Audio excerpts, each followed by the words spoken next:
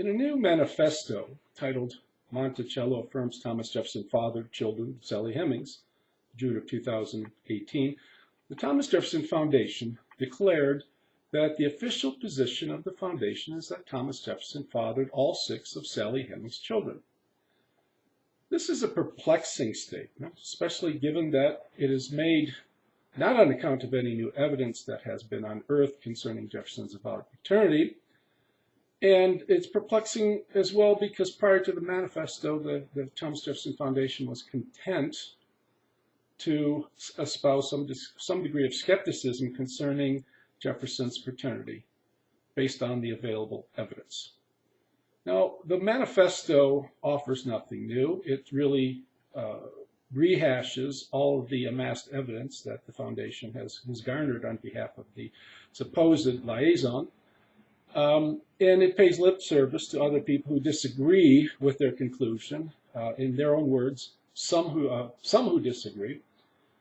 With the opening of Sally Hemings' room officially on June 16, they have taken it upon themselves, in their own words, to remove the qualifiers. What they mean by that is that they now have a firm commitment to there being a relationship between Thomas Jefferson and Sally Hemings. There's little room for doubt. I read from the report. As the Thomas Jefferson Foundation began planning the life of Sally Hemings, an exhibit that relies on the account left by her son, Madison Hemings, it became apparent that it was time to re-examine how to characterize Jefferson's paternity.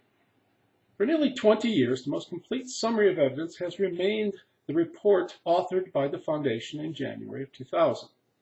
While there are some who disagree, the Foundation's scholarly advisors and the larger community of academic historians who specialize in early American history have concurred for many years that the evidence is sufficiently strong to state that Thomas Jefferson fathered at least 6 children with Sally Hemings. In the new exhibit exploring the life of Sally Hemings, her choices and her connection to Thomas Jefferson, as well as in updates to our related online materials and print publications, the Foundation will henceforth assert what the evidence indicate and eliminate qualifying language related to the paternity of Weston Hemings, as well as that related to Sally Hemings' 3 other surviving children, whose descendants were no part of the 1998 DNA study. While it remains possible, they concede, though increasingly unlikely, that a more comprehensive documentary and genetic assemblage of evidence could emerge to support a different conclusion, no plausible alternative with the same array of evidence has surfaced in 2 decades. Now I offer several comments on what I call this manifesto. Now, first, they state that the most complete summary is their own report of January 2000, and that seems to smack of self-service. There have been many excellent books. Bob Turner's The Jefferson Hemings Controversy in 2001, Cynthia Burton's Jefferson Vindicated in 2005, lawyer William Hyland's In Defense of Thomas Jefferson in 2009, and my own Framing a Legend, Exposing the Distorted History of Thomas Jefferson and Sally Hemings in 2013. Now, none of these books proffers a sock doliger, which shows that there was no relationship. All offer compelling evidence for reasonable doubt. Now, the Thomas Jefferson Foundation, which runs Monticello, has dealt with these arguments in those books simply by ignoring them. They can do that. They run the show. And I'll offer one example of running the show. I have authored 10 books on Jefferson and some 70 published essays, yet none of my books on Jefferson, and I've written critically on all aspects of Jefferson thinking, his politics, political philosophy, his ethics, his education, his progressivism, his views of history, his views of cosmology, his views on religion, among other things. None of my books is for sale at the Library of Monticello. Why is that the case? Well, I wrote Framing a Legend, and that attacks the often shoddy scholarship on behalf of the liaison. And that ultimately got me into certain hot water. But what I've argued for there is, in exposing some of the shoddy scholarship, I never claimed that Thomas Jefferson did not father any of Sally Hemings' children. I merely advocated skepticism. Yet the people at Monticello are not comfortable with skepticism. They have come to their own conclusions concerning Jefferson's paternity, and they will not allow any diversity of opinion. Now, second, they say there are some who disagree. That is massively understated. Many people disagree. The problem is that if you disagree with their official position on the liaison, if you disagree with what is now their manifesto, you run the risk of being labeled racist. And being called a racist is the kiss of death for anyone in liberal academic circles. I too am a liberal, right? But I'm interested in the truth, not political posturing.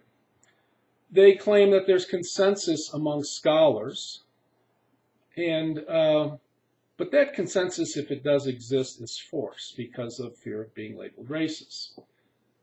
In the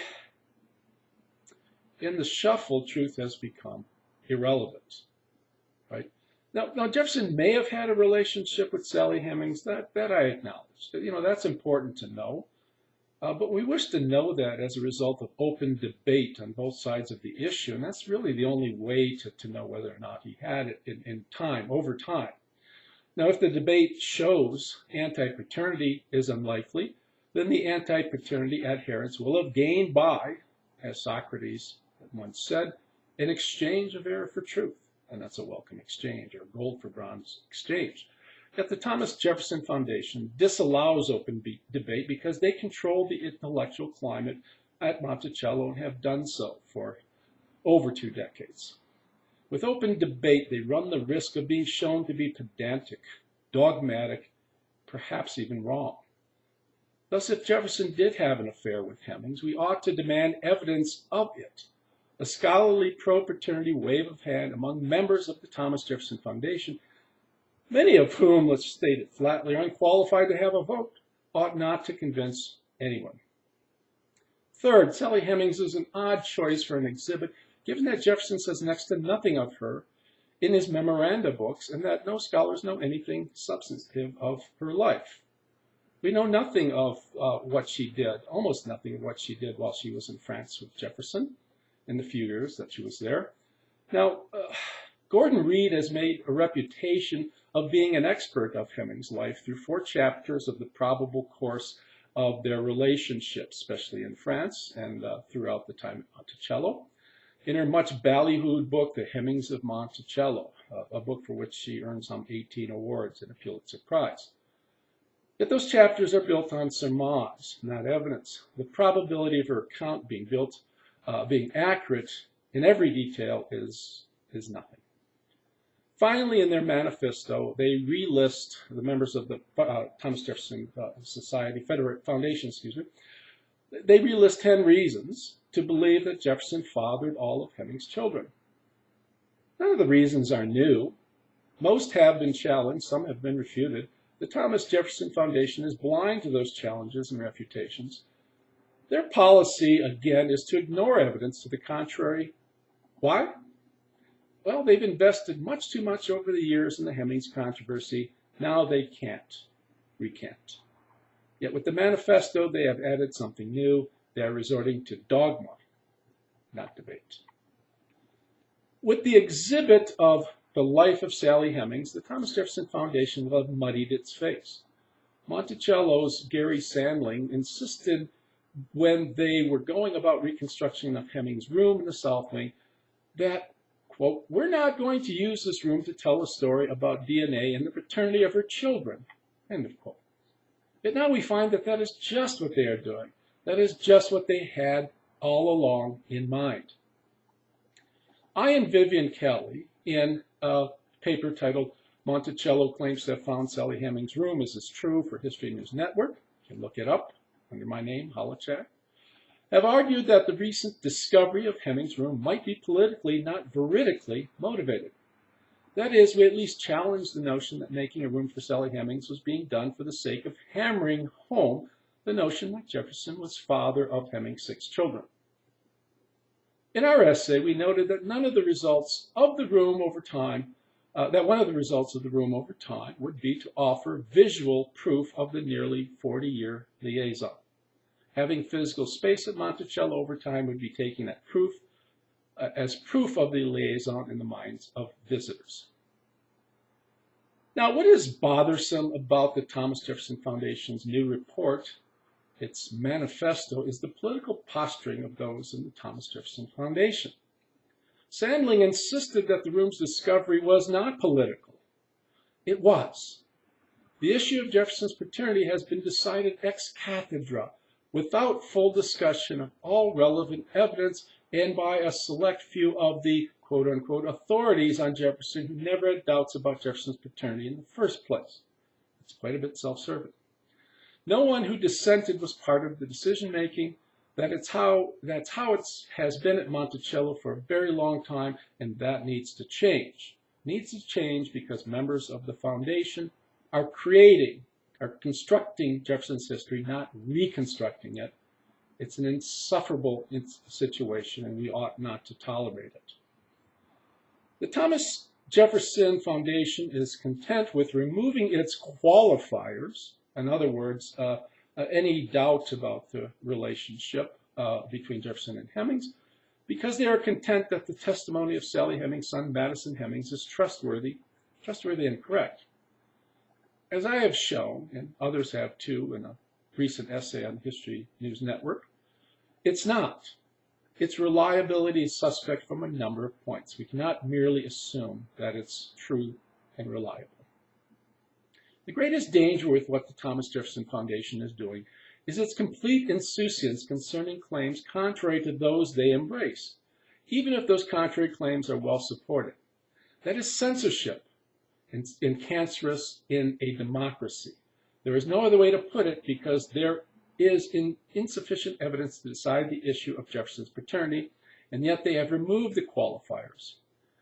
In such a case, however, we must be skeptical, not dogmatic.